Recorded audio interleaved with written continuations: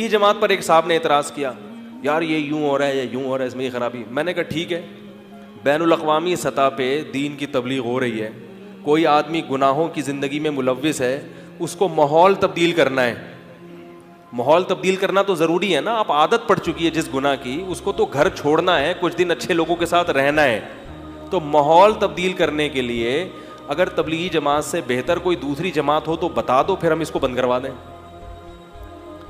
سوچتے رہے نہیں ہے, تو میں نے کہا پھر انگلی کیوں توڑ رہے ہو بیٹھے ہوئے. کیونکہ آپ اگر کسی بھی ایسی تنظیم کا جماعت کا نام لیں گے, وہ پھر فرقواریت کی اس میں بو آنا شروع, وہ مسلک پرستی آنا شروع ہو جاتی ہے. خانقاہیں ہیں لیکن وہ ہر ایک کے لیے پیر صاحب سے مناسبت ہر ایک کو نہیں ہوتی. وہ ٹھیک ہے, وہ صدیوں سے جو اصل طریقہ چلا آ رہا ہے وہ تو خانقاہوں کا ہے کہ کسی شیخ کی صحبت میں بیٹھ کر, لیکن اس کے لیے پہلے سے کچھ دین ہونا چاہیے. اب کسی عام آدمی جو بالکل دین سے نابلد ہے, وہ نماز نہیں پڑھتا, وہ بہت مشکل ہے اس کے لیے. پھر وہ خانقاہوں میں جب تک آپ کا شیخ سے مزاج نہیں ملے گا آپ کو فائدہ نہیں ہوگا. ہر شیخ کا, ہر بزرگ کا اپنا مزاج ہوتا ہے. تبھی محدود قسم کے لوگ ہیں جو خانقاہوں سے جڑتے ہیں, ان کو بہت فائدہ ہوتا ہے, اس میں کوئی شبہ نہیں ہے. لیکن ہر ایک کے لیے اوور آل پوری دنیا کے لیے نہیں ہو سکتا. وہ پوری دنیا کے لیے نہیں ہو سکتا. پوری دنیا کے لیے تبلیغ جماعت کا ایک راستہ ہے جس میں انگریز بھی ہیں, جس میں فرانسیسی بھی ہیں, جس میں جیپنیز بھی چل رہے ہیں, جس میں پٹھان بھی چل رہا ہے, جس میں پنجابی بھی چل رہا ہے, جس میں سرائکی بھی چل رہا ہے, جس میں ہر قسم مفتی بھی چل رہے ہیں, جس میں عالم بھی چل رہے ہیں, جس میں چھانگا مانگا کا بندہ بھی چل رہا ہوگا. کیونکہ انہوں نے اتنا کھلا ظرف رکھا ہے اور دین کو اتنا آسان بنا کے پیش کیا کہ ہر ایک کے لیے وہ قابل قبول. اس میں اہل حدیث بھی چل رہے ہیں, اس میں زور سے آمین بھی چل رہی ہے, اس میں آستہ آمین بھی چل رہی ہے. تو یہ فائدہ عام ہے, ہاں تام نہیں ہے. تام کا مطلب کیا ہوتا ہے؟ کسی شیخ سے جب اصلاحی تعلق قائم ہوگا تو پھر پورا کامل بنتا ہے انسان. لیکن اس کامل بننے کے لیے بھی پہلے کچھ کوائف ہیں. وہ کوائف جب تک اس اسٹیج پہ نہیں پہنچتا تو وہاں جیسے بڑا آپریشن کرنا ہوتا ہے نا, تو یہ دیکھا جاتا ہے یہ آپریشن کے قابل بھی ہے یا نہیں ہے. اگر آپ کو شوگر ہے, آپ کا بی پی ہائی ہے, تو پہلے وہ تو ٹھیک ہو, پھر آپ کو آپریشن تھیٹر میں لٹائیں گے آپ کو. تو تبلیغ والے آپ کا بی پی نارمل کر دیتے ہیں, شوگر لیول نارمل کرتے ہیں, آپ کہتے ہیں آپریشن کے لیے کسی شیخ کے پاس جاؤ تو جاؤ, ٹھیک ہے نا. اس سے پہلے بہت مشکل ہوتا ہے. تو حضرت مولانا الیاس رحمت اللہ علیہ نے جب دیکھ لیا نا یہ سب کچھ کیا ہو گیا ہے ناکام, تو اب ایک حل تو یہ کہ مسلمانوں کو ایسے ہی چھوڑ دو. کہ ایسے ہی نہیں چھوڑا جا سکتا. اتنا درد تھا, اتنی فکر تھی, راتوں کو اٹھ کے نیند خراب ہو جاتی تھی. اور ہماری نیند خراب ہوتی ہے, کوئی پیسے نہیں واپس کر رہا, کوئی مسئلہ ہے وہاں, کوئی جو ہے نا, ان کی نیندیں خراب کیوں ہو رہی ہیں کہ بھائی یہ بر صغیر کے مسلمان تو سارے کافر ہو جائیں گے, یہ تو اسلام سے دور ہو جائیں گے. تو دینی مدارس کافی نہیں ہیں اس فتنے کو کنٹرول کرنے کے لیے. وہ اپنا کردار تو ادا کر رہے ہیں مگر یہ کافی نہیں ہے.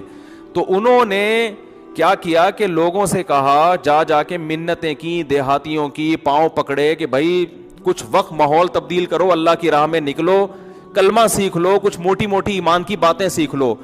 اور اس کا ایسی اللہ نے, چونکہ اخلاص بہت تھا, ایسی برکت دی ہے کہ توقعات سے زیادہ اللہ نے اس کام کو مقبولیت ادا کی. پھر وہ پیش گوئی کیا کرتے تھے کہ ایک دن آئے گا ہماری جماعتیں امریکہ جا رہی ہوں گی. لوگ ہنستے تھے کہ یہ کیسی باتیں کر رہے ہیں, امریکہ جائیں گی جب جماعتیں, جاپان جائیں گی جماعتیں, پوری دنیا میں ایک تہلکہ. اس وقت اگر تبلیغی اجتماع ایک ہی جگہ ہو جائے نا سب کا, ابھی تو مختلف ٹکڑوں میں ہے نا, تو حج کے بعد دنیا کا سب سے بڑا اجتماع ہے یہ.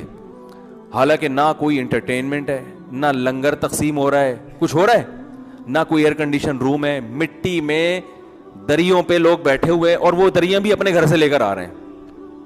کمال ہو گیا بھائی. ابھی میں اجتماع میں گیا تھا نا, میں اجتماع میں گیا کراچی اجتماع میں, 2-4 بزرگ حضرات سے ملاقات, زیارت کی نیت سے گیا تھا. ہم تو چونکہ بزرگوں کو مانتے ہیں تو ہم سمجھتے ہیں کہ ان کی زیارت کرنے سے فائدہ ہوتا ہے. بہت سے لوگ بزرگ لیس ہو گئے ہیں, ٹھیک ہے نا, وہ کہتے ہیں سارے بزرگوں میں کیڑے نکال کے انہوں نے کوئی بزرگ بولو نا چھوڑا ہی نہیں. وہ بزرگ ایسے, اس نے یہ کہا, اس نے یہ لکھا, اس نے یہ لکھا, اس نے یہ کیا, تو بزرگی مارکیٹ سے ان کی کیا ہو گئے ہیں, شارٹ ہو گئے.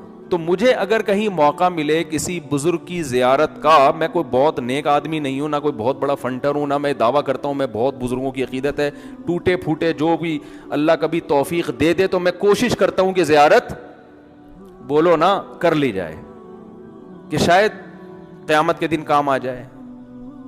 تھوڑی بہت کوشش کر لیتا ہوں کہ شاید تھوڑی سی اس عقیدت کو اللہ تعالیٰ قیامت کے دن بڑا بنا دے. تو میں گیا وہاں, کچھ تبلیغ کے اکابر تھے, ملاقات کا موقع مل گیا. تو میں جب ان کے پاس گیا تو بات جو کر رہا تھا وہ تو کھوپڑی سے نکلی گئی ہے. یہ واقعہ میں سنا کیوں رہا تھا, تو سارا صحبت پہ آ گیا. یہ واقعہ کیوں سنا رہا تھا میں؟ ہاں وہ جو اب شکر ہے آ گیا دماغ میں. جب بھی دماغ کو کھوپڑی کا ہونا تو وہ ایک دم ایکٹیو ہو جاتا ہے. یہ میں نے تجربہ کر کے دیکھا. دماغ بولو گے, کھوپڑی بولو گے نا, ایک دم دماغ کی کھوپڑی گھوم جاتی ہے پھر. ٹھیک ہے نا, بھولی ہوئی باتیں یاد آتی ہیں. کھوپڑی کا لفظ میں اٹریکشن بہت ہے. تو میں جب ادھر گیا نا تو وہاں ایک دو بزرگوں سے زیارت ہوئی. تو وہاں ہم جب بیٹھے نا کھانا کھانے کے لیے, میں اخلاص بتا رہا ہوں کہ حضرت مولانا الیاس رحمۃ اللہ علیہ کا جو سینے کا درد تھا نا وہ کیسے منتقل ہوا ہے. حالانکہ نہ کوئی اسباب تھے نہ کوئی وسائل تھے, بل لوگوں کے جا کے منتیں کرتے تھے, کچھ وقت لگاؤ, اپنی جان اپنا مال اپنا وقت خرچ کرو. اس کی برکتیں دیکھیں کیسے ارب پتی کروڑ پتی لوگ جماعت میں نکلے, سارے کام آٹومیٹک ہو رہے ہیں. ڈاکٹر بھی بیٹھے ہوئے ہیں, کوئی فیس نہیں. ٹھیک ہے نا, ہوٹل کھلے ہوئے ہیں, کوئی پروفٹ نہیں ہے, سب فی سبیل اللہ, ہر آدمی فی سبیل اللہ. تو میں جب وہاں گیا تو ایک وہاں کوئی پرانے تھے, انہوں نے مجھے کھانا دیکھ پہ بیٹھے ہوئے تھے, وہ دیکھیں کھلا رہے تھے نا, ہم بھی بننے بن کے بیٹھ گئے وہاں پہ, ہمیں بھی خیر کھلایا انہوں نے. فری پھوڑ کا کون چھوڑتا ہے بھائی. تو میں نے کہا یار یہ دیکھ پہ کون بیٹھا ہوا ہے؟ تو انہوں نے بتایا یہ کتنی فیکٹریوں کے مالک ہیں, یہ کتنے کروڑ پتی آدمی ہیں, اور دیکھو کیسے اپنے آپ کو کیا کر دیا. مجھے تو کوئی دیکھ پہ بٹھایا, میں تو کم از کم نہیں بیٹھوں گا, میں کھا لوں گا. یہ دیکھ پہ مجھے کوئی تصویر کھینچ کے ڈال دے گا, مفتی صاحب کا بزنس ہے, کس کا دیکھوں کا, عجیب سا لگ رہا ہوتا ہے نا آدمی. میں بکری کے ساتھ تصویر کھنچوانے کے لیے تیار ہوں, بریانی یا قورمے کی دیکھ کے ساتھ مجھے تصویر کھنچواتے ہوئے بڑی شرم آتی ہے, کیونکہ ایسا لگے گا ان کا کیا ہے, یہ دیکھوں کا کام کر رہے ہیں. ہمیں تو بھائی شرم آتی ہے, ہم تو نہیں بیٹھ سکتے, لیکن ان کا جگر ہے کہ نہیں ہے. دیکھو ایک کوئی دیکھے کوئی کسی کا بزنس ہے وہ تو بیٹھ جائے گا نا, لیکن اگر کسی کا بزنس بہت اونچے لیول کا ہو, اس کو دیکھ پہ بیٹھتے ہوئے شرم آئے گی. وہ تو کہے گا میں دیکھ کو آرڈر تو کر دوں گا, لیکن میں دیگوں میں کھانا بانٹوں گا نہیں, اتنی نہیں ہو رہی. ہاں بس آرڈر, جیسے ہم بھی کبھی کبھار کسی کو کھلانا ہوتا ہے, دیکھ کو آرڈر کر دیا, بھائی ادھر ہی بانٹ بوٹ کے آ جاؤ. دیکھ پہ بیٹھتے ہوئے انسان کو شرم آتی ہے. میں نے دیکھا یار دیکھ پہ بیٹھ کے کیا کر رہے ہیں, اور ایک نہیں ہے لاکھ ہزاروں لوگ تبلیغ میں جڑے ہوئے ہیں, ان کی کروڑوں روپے کی آمدن ہے, درجنوں فیکٹریاں, ایسا اپنے آپ کو مٹی میں ملایا ہوا ہے, خاک میں ملایا ہوا ہے. غریب سے غریب آدمی کے پاؤں پکڑ پکڑ کے اس کو اللہ کی راہ میں نکال رہے ہیں, جس سے کوئی لینا دینا نہیں ہے.